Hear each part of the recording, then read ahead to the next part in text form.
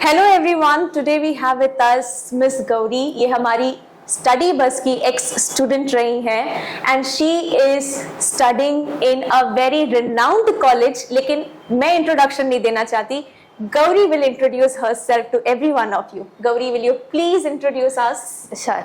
Hello, I'm Gauri Sao. I'm currently studying at NIT Agartala. I'm a computer science and engineering student there.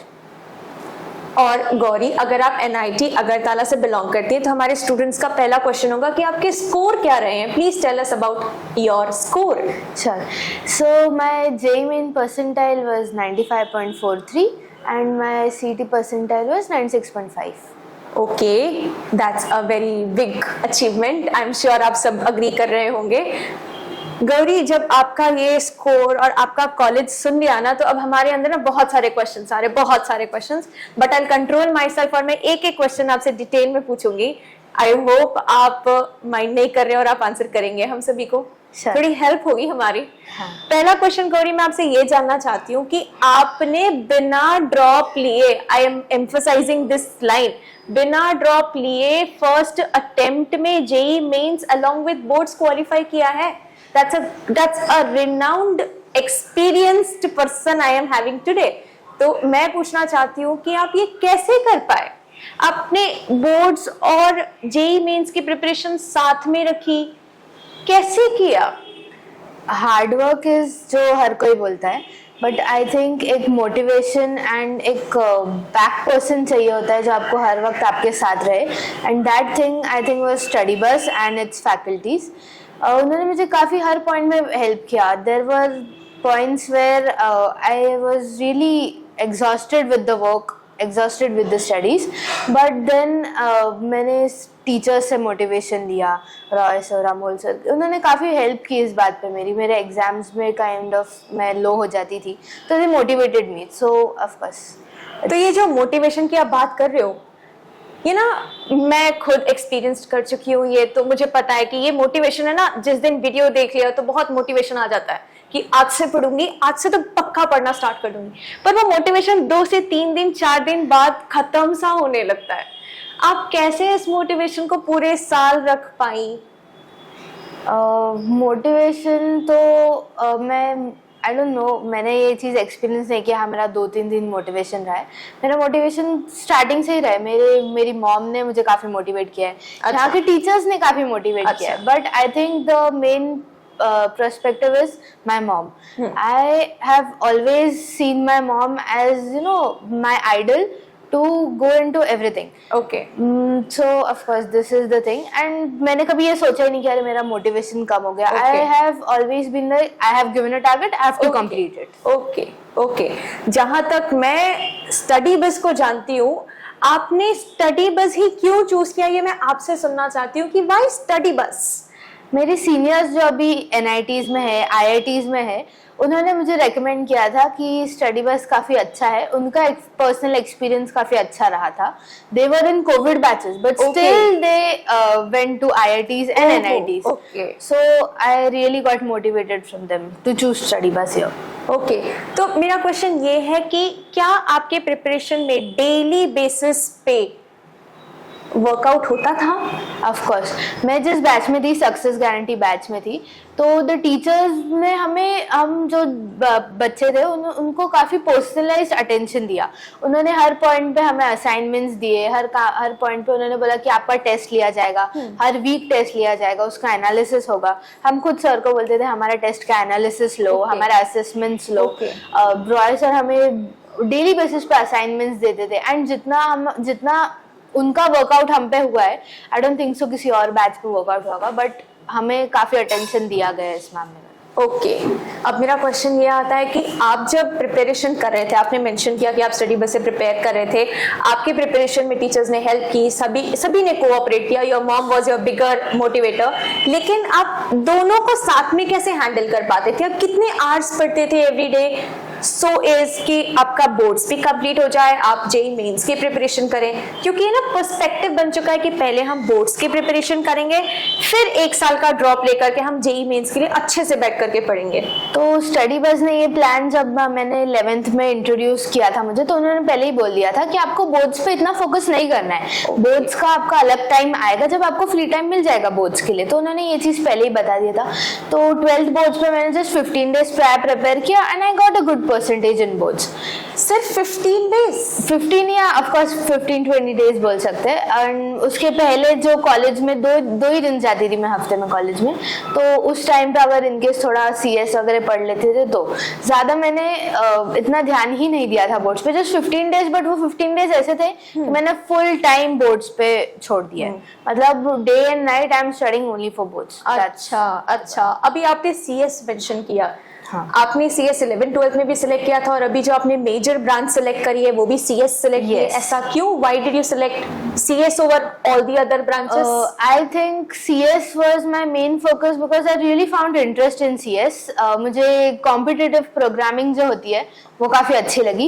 And मैंने 11th 12th में discover किया कि जो हम HTML, जो हम वेब डेवलपमेंट करते हैं, मेरा उसमें काफी इंटरेस्ट है। मुझे बहुत अच्छा लगता है वो चीज। अच्छा। So that's why during when I preferred my college and my branches, I preferred कि मैं CS ही चूज करूंगी। अच्छा, ऐसा कुछ है कि आजकल CS की बड़ी डिमांड है, CS है, इलेक्ट्रॉनिक्स है, इतनी डिमांडिंग चल रही है, तो ऐसा कुछ है कि बच्चों ने पीयर प्रेशर में, क्योंकि ये डिमांडिंग है, CS सिलेक्ट करना चाहिए, या फिर पैशन था ही आपका CS सिलेक्ट करने का? मेरा पैशन था CS सिलेक्ट करना, बट द थिंग इज कि हाँ, काफी ऐसे जन है जिनका पैशन नहीं होता है CS, but they still get it in it.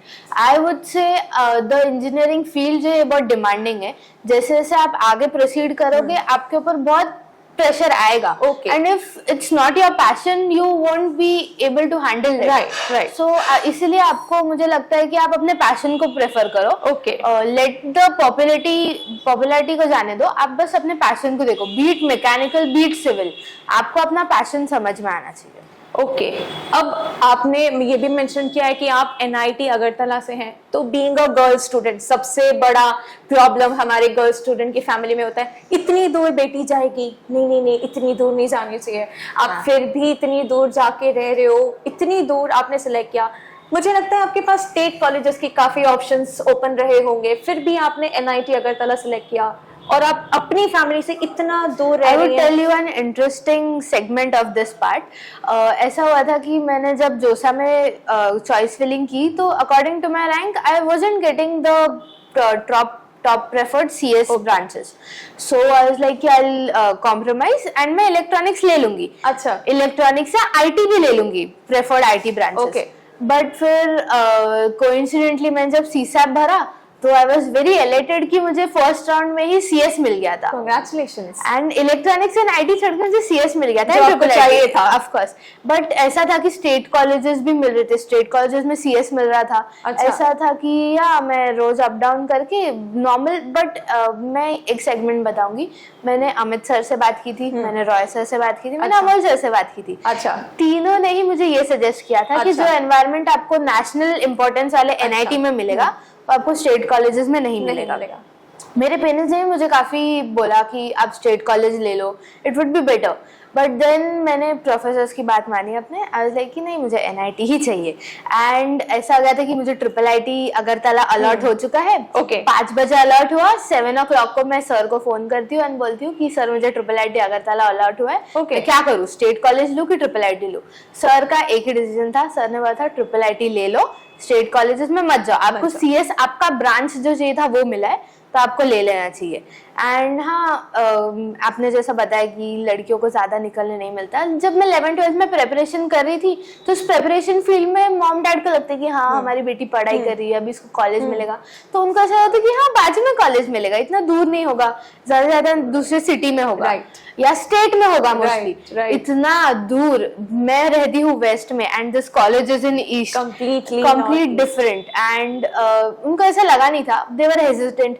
But फिर मैंने अपनी मॉम को मैं सर से बात करने लाई। तो देन सर ने जब एक्सप्लेन किया, अच्छे पॉजिटिव थिंकिंग्स एक्सप्लेन किए कि हाँ एक्सपोजर मिलेगा, अपॉर्चुनिटीज मिलेगी, एंड द कंपटीशन जो वहाँ के लोग हैं वो मिलेगा। Right. एंड ऐसा है कि पूरे इंडिया, ऑल ओवर इंडिया से वहाँ पे लोग आए हुए, तो Correct. आपको जो एक्सपीरियंस मिलेगा वहाँ पे that will be completely different. तो Correct. जब मॉम ने ये सुना तो उन्होंने थोड़ा डिस्कशन किया घर पे जाके डैड के साथ, तो देन शी रियलाइज कि हाँ अभी एक मोमेंट आ चुका है कि बच्चे को जाना चाहिए। Okay. अगर अपॉर्चुनिटी मिल रही है तो जानी चाहिए। Okay. तो of course mom dad was happy with the decision and then जाने दिया। ओके और एक क्वेश्चन ये है कि आपने मेंशन किया कि अगरतला सिलेक्शन के पीछे फैकल्टीज का हाथ रहा है, हाँ। आपके पेरेंट्स का ऑफ कोर्स सपोर्ट रहा है कि मतलब वो दिल मजबूत करके अपने बच्चे को दूर हाँ। भेजना, हाँ। That's a kind of a very big decision जो उन्होंने लिया। क्वेश्चन ये है कि जब आप काउंसलिंग प्रोसेस के थ्रू अपना फॉर्म फिलिंग कर रहे थे या चॉइस सिलेक्शन कर रहे थे, तो did study buzz also help you in that? Of course, I forgot to mention it.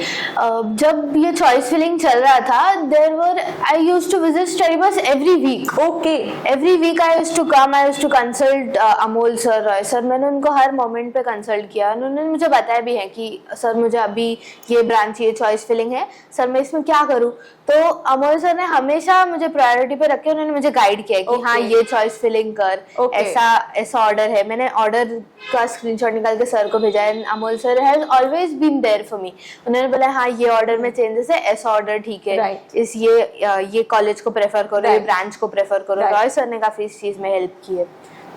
मतलब थ्रू आउट द प्रोसेस आप कंक्लूड ये कर पा रहे होंगे कि अगर स्टूडेंट सिर्फ अकेले डिटरमिन्ड है तो शायद टाइम मैनेजमेंट में इश्यूज हो सकते हैं, शायद गाइडेंस में इशू हो सकता है, लेकिन अगर सारी चीजें ट्रैक पर हो तो बच्चा without taking drop also can qualify. I would mention कि हर कोई ये बोलता है कि अरे हाँ तुम्हें खुद प्रेपरेशन करना है, तुम्हें खुद प्रेपरेशन करना है, बट आई थिंक कोई ये मेंशन नहीं करता कि टीचर तुमको सिखाने का काम कर देगा, तुम्हें वर्क ऑन खुद करना है। I accept it, but the motivation the teacher has, जो उस मोटिवेशन से जो टीचर आपको जब पढ़ा रहा है ना, वो काफी इंपॉर्टेंट होता है।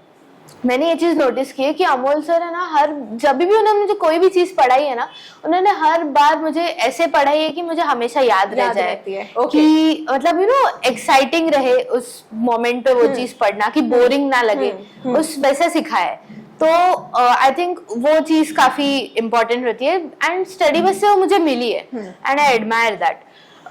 रॉय सर ने भी, केमिस्ट्री ऐसा सब्जेक्ट है कि ऑर्गेनिक इनऑर्गेनिक पढ़ते पढ़ते हर कोई बोर हो जाता है, बट रॉय सर ने हर मोमेंट पे ऐसी ट्रिक्स बताई है, टिप्स बताई है कि हाँ ऐसा करो, हाँ रिमेम्बर करो। ऑर्गेनिक में सर ने इतना अच्छे से प्रैक्टिस करवाया है कि अभी भी मुझे पूछोगे ना, अभी भी मुझे वो चीजें याद है, बिकॉज उस मोमेंट पे हमने ऐसा प्रैक्टिस कर चुके। वो मोमेंट था ना जब हम ऑर्गेनिक पढ़ रहे थे, तो इसलिए कि हमें ऑर्गेनिक भर के तुम पेपर दे दो, हम सॉल्व कर लेंगे।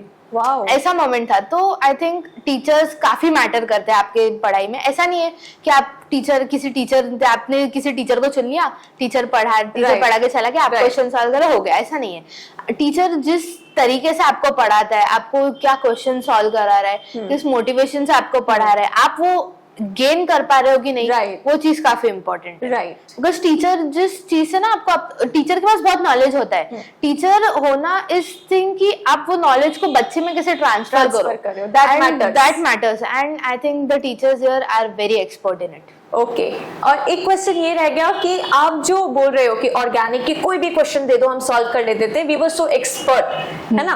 आपको टीचर ने, रॉय सर आपने मेंशन किया, एंथुसियास्ट काफी थे हम उस चीज से, बिकॉज हम वो पढ़ते पढ़ते हमें इतना मजा आ गया था ना ऑर्गेनिक पढ़ते पढ़ते कि काफी अच्छा लगने लगा था। तो आप डेली के कितने क्वेश्चंस सॉल्व करते थे बेसिकली? मतलब रोज का आप कितना क्वेश्चंस लगाते थे कि आपको लगता था कि हाँ इतना क्वेश्चन लगाया सफिशिएंट है? मैं आपको अपना रूटीन बताऊंगी। ऐसा था कि 8 साढ़े 8 बजे काइंड ऑफ उठ जाती थी मैं। जब ये पीरियड है जब मैं पढ़ रही थी, सिलेबस चालू था, तो 8 साढ़े 8 बजे उठ जाते थे, तैयार वैयार होते थे, थोड़ा नाश्ता किया, स्टडी बस आ गए, रात के 9 बजे तक यहीं पे है।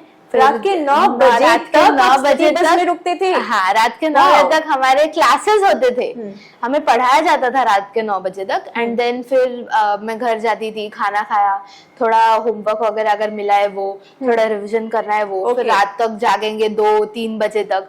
जब तक मेरा काम खत्म नहीं होता था, आई वाज लाइक कि मैं जागूंगी, भले मुझे अगले दिन, भले मुझे 2 दिन जागना पड़े, बट मैं अपना काम कंप्लीट। नींद सैक्रिफाइस करिए। हाँ, ऑफ कोर्स। ये पार्ट है जब अक्टूबर अक्टूबर का टाइम था हाँ. एंड देन बाद में हमने एग्जाम्स दिए नवंबर दिसंबर के टाइम पे एंड देन दिसंबर जैसे ही स्टार्ट हुआ हमें यहाँ से ऑफ मिल गया था. Okay. हमें सर्स ने बोल दिया हाँ. था कि आप सेल्फ स्टडी का टाइम है, आप टेस्ट दे चुके हो, आपको टेस्ट देने आना है, आप यहाँ पे आ जाओ. Right. लेकिन आपको बाकी पढ़ाई खुद करनी है. And that was a moment कि आई रियलाइज्ड हाउ यू नो एक एक मिनट आपका कितना इंपॉर्टेंट है. मैं आपको बोलूँ, मैं एक एक दिन सोती नहीं थी. मैं वीडियो देखते देखते, मेरा कुछ ऑनलाइन चल रहा है, वीडियो देख रही हूँ मैं, एंड उसमें मैं आधा घंटा सो जा रही हूँ, आधे घंटे बाद फिर उठ रही हूँ. ओके. पूरा नाइट में 5 बजे तक पढ़ाई करती थी.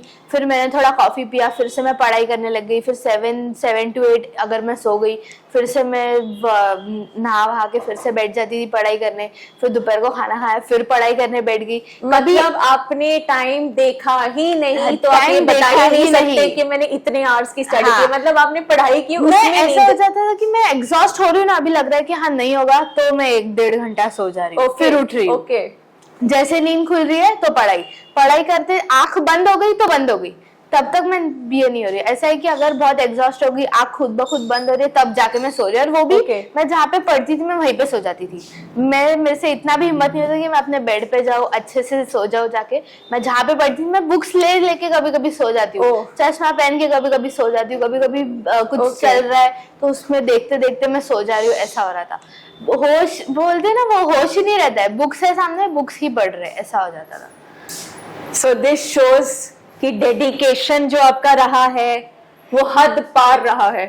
You have sacrificed sleep, you have sacrificed your all the other activities, सिर्फ पढ़ाई को फोकस करा है. तब जा करके आपने 12th क्लास के साथ साथ साइमल्टेनियसली जेईई मेंस क्रैक किया है. हाँ. Very मैंने nice. अपना जेईई मेंस का फर्स्ट अटेम्प्ट दिया एंड उसके बाद मैंने सर को पूछा कि सर अभी मैं प्रिपेयर कर लूँ इसके लिए. Okay. तो सर ने बोला हाँ अभी अपना फुल टाइम जो है बोर्ड्स को दो, बोर्ड्स कर लो, बोर्ड्स जैसे ही खत्म होता है सेकंड मेंस के लिए प्रिपेयर कर लो. Right. फर्स्ट मेंस में मेरा परसेंटेज थोड़ा सा कम था, 93 था. Okay. एंड सेकंड मेंस में 95.4 था. ओके. पता है बहुत सारे ऐसे टॉपर्स होते हैं जिनसे बातचीत होती है और वो जो एडवाइसेस देते हैं ना, वो ये देते हैं कि 3 hours 4 hours पढ़ लिया तो बस हम तो रेगुलर रूटीन फॉलो कर रहे थे, हमने 3-4 घंटे पढ़े और बहुत सिंपल था, हो गया. But actual ground reality hit करती है जब आपको पता चलता है कि इसमें डे इन और डे आउट आपको मेहनत करनी पड़ती है विथ अ बिग सपोर्ट, तब जा करके आप इस लेवल पे पहुंचते हो. हाँ. मैंने फर्स्ट मेंस क्रैक किया, सेकंड मेंस क्रैक किया, तो ऑफकोर्स सेलिब्रेशन हुआ यहाँ पे स्टडी बस Okay. में. तो आई वाज रियली एलेटेड. मतलब ऑफकोर्स अच्छा लगता है हार्डवर्क के बाद जब वो चीजें आती है ना, तो काफी अच्छा लगता है. तब Right. जूनियर्स ने अप्रोच किया, जूनियर्स ने पूछा हाँ, कैसे किया आपने, हमें भी बताओ, हम अभी 12th में है, हमारे ऊपर 11वीं का Pressure है. Backlogs Backlog. क्रिएट हो गए हैं. तो मैंने बोला यार ये हर किसी के साथ सिचुएशन होता है. जब मैं थी तब मेरे साथ भी हुआ था, अब तुम हो, तुम्हारे साथ होगा, अगले साल किसी और के साथ होगा. तुम्हें इस चीज से मैनेज ऐसा करना है कि तुम्हें यू नो हारना नहीं है उस पॉइंट पे Right. जाके. Right. बैकलॉग भले तुम्हारा पूरा 11th बैकलॉग हो जाए, तुम्हें ये मोटिवेशन रखना है कि है बैकलॉग, मैं धीरे धीरे क्लियर करूंगा, बट मैं ये नहीं बोलूंगा कि नहीं अब मुझसे नहीं होगा. राइट. ये लोवेस्ट पॉइंट पे आके भी ना आपको हारना नहीं नहीं है. कहना है, मतलब अपने आप को पॉजिटिविटी इतनी देनी है कि आप ये कह ही नहीं सकते कि अब नहीं हो पा रहा मुझसे. मेरे साथ ये पिछले साल अगस्त सितंबर के टाइम पे हुआ था. मैं एकदम बोलते ना हारने के पॉइंट पे आ गई थी कि यार Okay. मुझसे नहीं होगा. हाँ. मतलब टेस्ट में नंबर नहीं आ रहे, हाँ. मैनेज नहीं हो रहा है, क्वेश्चंस नहीं बन रहे कभी कभी. तो एक पॉइंट था कि यार मुझसे नहीं होगा. बट फिर मुझे सर ने काफी मोटिवेट किया, अभिषेक सर थे, उन्होंने मुझे काफी मोटिवेट किया. उन्होंने बोला भले तेरे टेस्ट में नंबर नहीं आया तो फिर भी प्रैक्टिस कर, जितना हो सके प्रैक्टिस कर. एंड देन मैंने 1 महीना प्रैक्टिस किया एंड देन सितंबर. अब मैं जब खुद को देखती हूँ ना पिछले साल, अरे कि उस मोमेंट पे अगर मैं हार जाती ना तो मैं आज यहाँ पे नहीं होती. राइट. हारते हारते हाँ. स्टडी बस बचा रही थी आपको. नहीं हाँ. हारना नहीं है, please get up get up. इतना आगे आ करके आप ऐसे इस लेवल पे हार नहीं सकते. मैं बोलूँ एक है ना मेंटल प्रेशर बन जाता है, हर स्टूडेंट पे बन जाता है, बट उससे मैनेज कम लोग कर पाते हैं. आई थिंक हर किसी को उसको मैनेज करने आना चाहिए. जो भी स्टूडेंट्स अगर इंजीनियरिंग के लिए तुम एस्पायर कर रहे हो, you have to get into your passion first आप सोचो आपका इंजीनियरिंग ही पैशन है कि नहीं, अगर है तो आप परस्यू करो, because the world is very demanding right now. And जैसे जैसे आगे साल बढ़ते जा रहे हैं ना, पेपर डिफिकल्ट होगा। आप ये नहीं बोल सकती कि यार हमारा पेपर डिफिकल्ट आएगा, ऐसा नहीं है। हमारे पिछले साल वाले देखेंगे डिफिकल्ट ही होगा, कंपटीशन इंक्रीज हो रहा है। पिछले साल तक 12 लाख थे, हमारे आते थे 14 लाख, अगले साल 16 हो जाएंगे। तो डिफिकल्टी लेवल उनको इंक्रीज करना पड़ेगा। एंड द कंपटीशन इज कि आपको सबको पीछे छोड़ के आपको आगे जाना है। Nothing matters here. आपका खाना, आपका सोना कुछ मैटर नहीं करता। मैंने प्रवीण सर से इस बारे में बात की थी, उन्होंने यही बोला था, आपने एक दिन खाना नहीं खाया कोई फर्क नहीं पड़ता, आपको अपना गोल पता होना चाहिए, आपको ये करना है। एक दिन खाना नहीं खाओगे कुछ फर्क नहीं पड़ेगा, एक दिन नहीं सोगे कुछ फर्क नहीं पड़ेगा। वो उन्होंने मुझे हर पॉइंट पे उन्होंने मोटिवेट किया। वो उन्होंने मुझे बताया था कि आपको पढ़ाई करते वक्त आपको कितने भी क्वेश्चन सॉल्व करना है। ऐसा जब 11th का टाइम होता है ना, हम जस्ट 10th से आए रहते हैं, हमारे उसमें वो होता है कि अरे हमने 10th में अच्छे, हमारे 10th में अच्छे मार्क्स आ गए हैं, हम तो एकदम टॉपर है। फिर जब वो मैकेनिक्स का पार्ट हिट करता है ना, तब समझ में आता है कि अब पढ़ाई करना पड़ेगा। एंड जब वो पार्ट नहीं होता है ना, तब समझ में आता है बैकलॉग क्रिएट हो रहा है। तब आइडिया नहीं रहता है कि क्या हो क्या रहा है हमारे साथ। हमें जितना पता होता है क्वेश्चन दिए सॉल्व करें, कैसे सॉल्व करने वो भी नहीं पता होता है।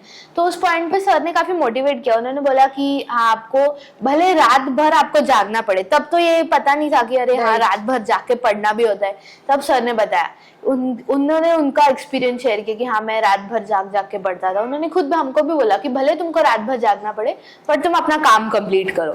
And I really liked it and मैंने इम्प्लीमेंट किया उस चीज को। वंडरफुल। मुझे लगता है मेरा जो एक लास्ट क्वेश्चन था कि आप हमारे करंट स्टूडेंट्स को कैसे इंस्पायर करेंगे या फिर क्या एडवाइस देना चाहेंगे, उसका आधे से ज्यादा सेक्शन तो आपने बड़े ही इलैबोरेटिव मैनर में आंसर कर दिया कि भैया टाइम देखना छोड़ दो, पढ़ना है तो ये डिसाइड कर लो कि ये करना है, मतलब कैसे भी करना है, मतलब करना ही है, इसका कोई दूसरा अल्टरनेटिव नहीं है। अगर ये आपका पैशन है तो तो आप कर ही लोगे, because no matter what, if you are not giving up and you have proper guidance, you will do it, not today but definitely tomorrow with a better score. Of course. मैं ये बोलूंगी कि मैंने अपने फ्रेंड से भी जितने से बात की है, वो भी अगर किधर जाके बोलते हैं ना, तो वो ऐसा बोलते हैं कि हाँ 8 घंटा पढ़ो, 10 घंटा पढ़ो। मैं बोलूंगी जितना पढ़ा जा रहा है उतना पढ़ो, तुम खुद को लिमिट मत करो। कभी कभी ऐसा हो सकता है कि आज हाँ हमने 16 आवर्स पढ़ लिए एंड कल हमसे नहीं हो रहा है, तो कल तुम 4 आवर्स पढ़ो। बट ऐसा होता है कि ना एक बार तुम फ्लो में बैठ गए ना वो पढ़ने के, तो वो चलता ही जाता है। जैसे मैंने बोला, मैं रात को 9 बजे आती थी, कभी कभी हमारा सुबह से लेके 8-8, 6-6 घंटा लेक्चर्स चलते ही जाते थे। हमें इतना मोटिवेशन था कि हमें अपना पोर्शन कंप्लीट करना है, हमें ये सेगमेंट जो हमें सिखाया ये सेगमेंट कंप्लीट करना ही है। एंड लास्ट के जो टाइम होता है, लास्ट का जो मंथ होता है, जैसे जनवरी में हमारा एग्जाम होता है, तो दिसंबर टू जनवरी एकदम में ना प्रेशर हो जाता है दिमाग में कि अरे एग्जाम आ रहा है, करना है, टेस्ट सॉल्व करो। एंड उसमें भी ऐसा हो जाता है कि हाथ से ना चीजें निकलती जाती है, टाइम खत्म हो रहा है, निकलती जा रही है चीजें, रिवीजन नहीं हो रहा है। अरे हमने ये इस टाइम पे ये पढ़ा था, अरे उस टाइम पे वो पढ़ा था। तो मैं सजेस्ट करूंगी कि आप जो भी पढ़ते हो ना, कुछ भी चीज आपको ऐसा लगे जो बहुत इंपॉर्टेंट है, उसको नोट कर लो। एंड मुझे ये चीज काफी मतलब ऐसा होता है कि ऑफकोर्स केमिस्ट्री में ऐसा होता है कि आपको कई सारी चीजें याद करनी है, तो एक्सेप्शंस की लिस्ट है पूरी तरह से, तो वो चीजें आपको याद करनी ही पड़ेगी। And you don't have any way through it, और कोई दरवाजा नहीं है, बनाना है।